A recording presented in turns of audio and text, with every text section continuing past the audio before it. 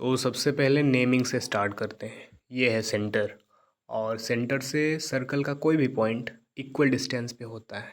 ठीक। ये है रेडियस, यानी कि पॉइंट से सेंटर तक की दूरी को रेडियस बोलते हैं। अब रेडियस होगी, और ये रेडियस चाहे जहाँ से बराबर ही होगी। ये है डायमीटर, यानी रेडियस को सेंटर से पार करके उस पार मिलाया गया है, तो डायमीटर होता है। और डायमीटर होता है 2 टाइम्स ऑफ रेडियस। ठीक।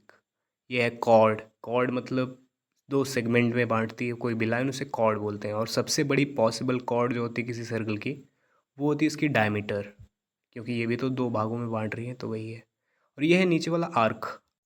और सेक्टर वो होता है, सेक्टर मतलब अभी दिखाता हूँ, ये 3 लाइंस यानी 2 रेडियस और एक आर्क के बीच का रीजन सेक्टर बोला जाता है। ये हो गया सेक्टर। अब आता है सेगमेंट। सेगमेंट मतलब एक कॉर्ड जो होती है वो 2 सेगमेंट में बांटती है। ठीक। अब सरकमफ्रेंस तो ये है परिधि, आप सबको पता ही है। अब आती है बारी टैंजेंट की। देखो, टैंजेंट होती है एक सिंगल पॉइंट पे टच करती है, स्पर्श रेखा, उसे सर्कल की टैंजेंट बोलते हैं। अब टच करके निकल गई, ये तो होती है सेकेंड, जो छेद के निकलती है, यानी छेदक रेखा उसे कहते हैं। सेकेंड 2 पॉइंट्स पे टच करती है। अब सबटेंडेड वर्ड का मतलब समझो। फॉर एग्जाम्पल, मान लो कि कोई एंगल जब परिधि पे बनता है तो हम कहते हैं कि एंगल सबटेंडेड ऑन दी परिधि बाय द आर्क। लेकिन वही एंगल जब सेंटर पे बनता है तो हम कहते हैं कि angle subtended by the arc on the centre, ये कहते हैं। ये लैंग्वेज। ठीक। सबटेंडेड का मतलब समझ में आ गया होगा। अब बताऊं तो theorems. Theorem number 1, angle subtended by the same arc are equal, यानी एक से इक्वल होते हैं। जैसे इस आर्क से ये एंगल 3 4 लाइनें खींचे तो ये एंगल ये और ये तीनों इक्वल होंगे, यानी 40 ये तो 40 ये और ये भी 40। अगर चौथा खींचोगे तो वो भी 40 ही होगा, जैसे ये हो गया 40 डिग्री। थ्योरम नंबर 1 ये था। अब एक क्वेश्चन है, जैसे कि ये लो, ये एंगल 65 है, ये भी 35 है मान लो। तो ये बताओ कि ये सारे एंगल्स क्या होंगे। बताओ। बता सकते हैं हम कैसे? कि भाई एक आर्क है, इससे जैसे कि सेम आर्क वाला यूज़ करके, जैसे नीचे एक आर्क हो गया तो वो 65, ये 65। वैसे इधर से अगर आर्क लगाओगे तो वो 35 है, तो इधर भी 35 बन जाएगा ना, ये वाला। ठीक। अब वो नीचे वाला आर्क लिया तो ऐसे समझ लो। बाकी अब हमें ये भी पता है कि 180 होता है तीनों इंटीरियर एंगल्स का सम। तो ये दोनों निकाल के दिखाओ कमेंट में क्या होता है। ठीक। निकालो। अगला थ्योरम नंबर 2। थ्योरम नंबर 2, देखो, angle at the centre is twice the angle at the circumference, यानी सर्कमफेरेंस का डबल ये वाला एंगल होगा। जैसे सेंटर पे मान लो 2 थीटा होगा, तो ऊपर वाला थीटा हो जाएगा। ये थ्योरम नंबर 2 था। और एग्जाम्पल के लिए मान लो अगर ये 40 है तो ये नीचे वाला क्या होगा, 40 का डबल, यानी 80 डिग्री। ठीक।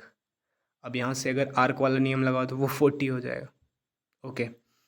अब ये तो थ्योरम हो गया 2। अब 3 नंबर वाला देखते हैं। जैसे angle in a semi circle is always 90 degree, यानी अर्धवृत्त का 90 डिग्री होता है। कैसे? ये डायमीटर है, तो मान लो अगर हम पुराना वाला यूज़ करें, जैसे वो वाला सेम आर्क वाला था, तो 2 थीटा वाला, बल्कि हाँ थ्योरम नंबर 2। तो इससे हम बता सकते हैं ना कि ये अगर ऊपर 90 है तो नीचे उसका डबल होगा 180, जो कि दिया हुआ है। या फिर अगर 180 है 360 का आधा, तो ऊपर और आधा कर देंगे तो 90 हो जाएगा। तो थ्योरम नंबर 2 से ये आ चुका है। ठीक। इसको प्रूव भी कर सकते हैं, याद भी हो गया। बाकी रिवीजन वीडियो ना, तो तेज तेज चलो भाई, जल्दी जल्दी फटाफट, चल चल चल चल। थ्योरम नंबर 3, डायमीटर है नीचे वाला। ठीक। मान लो कि ये 3 यूनिट है, ये 4 यूनिट है, डायमीटर बताओ, उसको कमेंट कर देना। अब थ्योरम नंबर 4। अब देखो, theorem of cyclic cyclic quadrilateral. जैसे क्वाड्रिलेटरल किसे कहते हैं ये तो पता है, 4 भुजाओं वाली। लेकिन साइक्लिक क्यों होगा? चारों वर्टिसेस को सर्कल से टच होना चाहिए, ये होता है। और इसकी खासियत है, इसके अपोजिट एंगल्स का सम 180 डिग्री होते हैं, यानी एक दूसरे के सप्लीमेंट्री होते हैं। जैसे मान लो ए और बी हैं, तो ए और बी को जोड़ोगे तो ये हमेशा 180 डिग्री आएगा, साइक्लिक वर्ड। ठीक। Cyclic quadrilateral. अगर ये ए को हमने 70 लिया तो बी क्या होगा, 180 में से 70 घटा के निकालोगे तो वो आएगा 110। ये था theorem number 5, theorem of tangent and radius. जैसे मान लो एक सर्कल है, इसकी एक टेंजेंट नीचे खींच दी हमने, ठीक है। अब जो रेडियस होगी ना, इस पे जैसे खींचते हैं तो ये ऑलवेज परपेंडिकुलर होगी। जैसे खींचा हमने तो radius is always perpendicular on tangent, यानी स्पर्शरेखा त्रिज्या पर लंब होगी। Theorem number 6, to tangents theorem. देखो एक टेंजेंट यहाँ से सेम पॉइंट से अनदर टेंजेंट सर्कल पे, तो दोनों की डिस्टेंस इक्वल होगी। और एक बात और, बीच में से अगर एक लाइन खींचोगे, जैसे डायमीटर हो गया उसका, डायमीटर नहीं वो बीच वाली लाइन दोनों टेंजेंट के, तो वो एंगल बाइसेक्टर होगा। किस चीज़ का? वो इस एंगल का। मान लो ये एंगल 40 था, तो वो बाइसेक्ट होके क्या हो जाएगा 20-20, यानी 20-20। ये था थ्योरम नंबर 6। और मान लो एग्जांपल के लिए ये 5 यूनिट है तो ये भी 5 होगा, क्यों? क्योंकि साइड्स इक्वल होती है।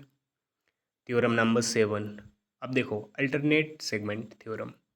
अल्टरनेट क्यों? क्योंकि एक टेंजेंट होता है और उसकी जो एक सेगमेंट की लाइन होती, ये जो बीच का एंगल है इसका अपोजिट सेगमेंट के जो एंगल्स यानी ये इक्वल होते हैं। और सेम गोज़ विद अनदर, यानी इसके साथ भी ऐसा ही होगा, ये बराबर ये। ठीक है, तो सेगमेंट और टेंजेंट के बीच की ये रिलेशन थी। अब कॉर्ड बाइसेक्टर थ्योरम देखते हैं। ये मान लो एक कॉर्ड है, अगर कोई लाइन परपेंडिकुलर है इस पे तो वो बाइसेक्ट करेगी। और 90 डिग्री तो पता ही है, लेकिन बाइसेक्ट करेगी मतलब दो लाइन इक्वल होगी वो। ठीक, अब theorem number 9, equal chords equal angle theorem देख लेते हैं। ये बेसिकली क्या है, इक्वल कॉर्ड, यानी कि अगर ए बी एक कॉर्ड है, मान लो सी डी दोनों बराबर लेंथ की हैं, और ए ओ बी एक ट्रायंगल और ओ सी डी एक ट्रायंगल। ठीक है, तो एंगल्स वो बराबर हो जाएंगे, क्यों? क्योंकि सेम लाइन के सामने वाले एंगल बराबर होते हैं। ठीक, मान लो हमने एक अनदर पॉइंट पी बना लिया था।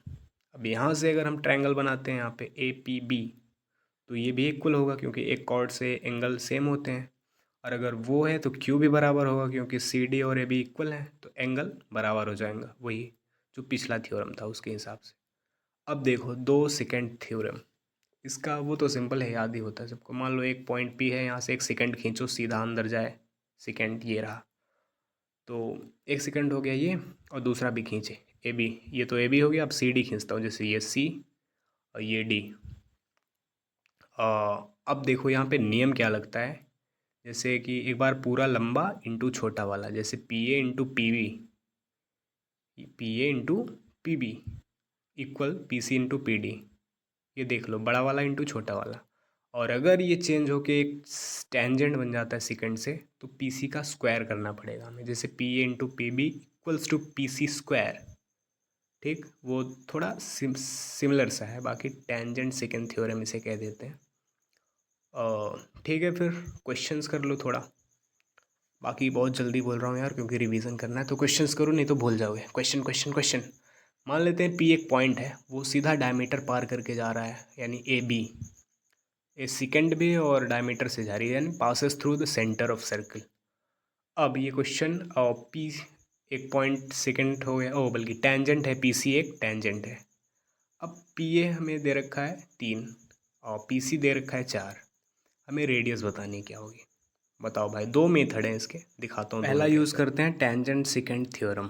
ठीक है, मान लो ये रेडियस इसकी आर यूनिट्स है। ठीक, आर हो गई।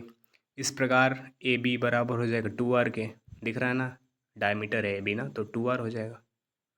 अब टेंजेंट सेकेंड लगाओ, पी बी बराबर हो जाएगा 3+2r, दिख रहा है। P A into P B equals to P C square. अब ऐसे 4 का स्क्वायर, 3 × 3+2r करके फिर 16, 9+6r, ऐसे करोगे तो सॉल्व करके r इक्वल्स टू आ जाएगा 7/6। ठीक, टेंजेंट सेकंड थ्योरम था ये तो आ चुका है। अब दूसरा देखते हैं, जैसे कोई और मेथड। तो हमने यहाँ पे परपेंडिकुलर खींच दिया, क्योंकि पता ही था परपेंडिकुलर होता ही है वो रेडियस और टेंजेंट। अब ये बन गया राइट एंगल। अब ये 4 यूनिट्स है, ये r, ये 3+r। अब पाइथागोरस ट्रिपलेट लगाओ और इसका स्क्वायर बराबर हो जाएगा perpendicular square plus base square, यानी ये सॉल्व करोगे 9+6r, r से r कैंसिल कर दिया पहले, फिर वो 6r इक्वल्स टू वो 16 में से 9 घटाएंगे तो कितना आ जाएगा 7, 7/6 बराबर। बराबर है भाई, बराबर है भाई। ओके, थ्योरम नंबर 18, 18 नहीं भाई 11, कॉर्ड पावर थ्योरम। देखो दो कॉर्ड्स अगर इंटरसेक्ट करते हैं बीच में सर्कल के, यानी काट पीट करते हैं, तो नाम करते हैं ए बी सी डी।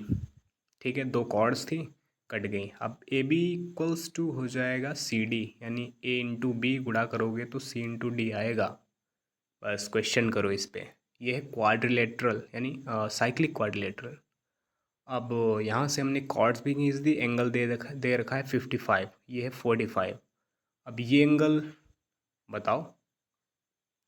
ये तो टफ क्वेश्चन है और लास्ट क्वेश्चन, इसको करके दिखाओ। Angle subtended by the same arc are equal. तो ये 55 है तो इधर वाला भी 55 हो जाएगा। लिख भाई 55। ठीक। अब इस तरह से ये 45 था, 55 मिला के कितना हो गया? लगभग हो गया 550 100 अगर अब ये तो पता ही है साइक्लिक क्वाड्रिलेटरल में क्या होता है, सप्लीमेंट्री होते हैं, यानी कि 180 होता है, दोनों को जोड़ोगे अपोजिट में। तो अगर ये 100 है तो इसको मिला दो 80, तो ये भी हो गया 100, यानी ये आ गया 80 डिग्री। ठीक है, मज़ा आया बेड़ो।